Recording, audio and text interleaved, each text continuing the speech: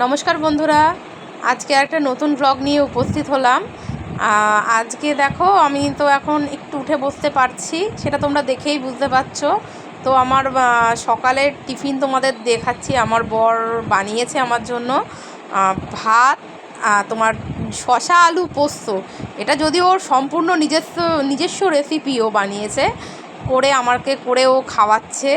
এটার কি বলবো বলো, মানে ও যে করে দিচ্ছে এটা আমার কাছে মানে ভীষণ, আমি খুব খুশি যে ও আমাকে এরকমভাবে কেয়ার করছে। আর মানে অনেকগুলো ওষুধ খেতে হয়, তো তাই জন্য আজকে বললো তুমি একটু ভাতই খাও। ও তো বেশি কিছু করে উঠতে পারছে না, ও কাজে বেরোতে হচ্ছে ওকে। তা যাই হোক, ও করে দিল, এটাই খাচ্ছি। আরও কিছু কথা বলার, যেমন জানো তো, এই বিপদের সময় মানুষ চেনা যায়, সেটা আমি এখন খুব ভালো বুঝতে পারছি গো। অনেকেই হয়তো আছে যারা আমার সঙ্গে ডেলি কথা বলে না বা কিছু না, তারা কিন্তু আমার বিপদে আমার পাশে আছে। মানে এই বিপদের সময় বন্ধু চেনা যায়, আর শত্রুও বোঝা যায় যে কে শত্রু। আর অনেকে এমন আছে যারা মিষ্টি মিষ্টি কথা বলতো আমার সঙ্গে, তারা কেউ আমার খোঁজও নেয়নি, কিছুই করেনি। এই থেকে বন্ধু চিনতে পেরেছি আমি, জানো তো।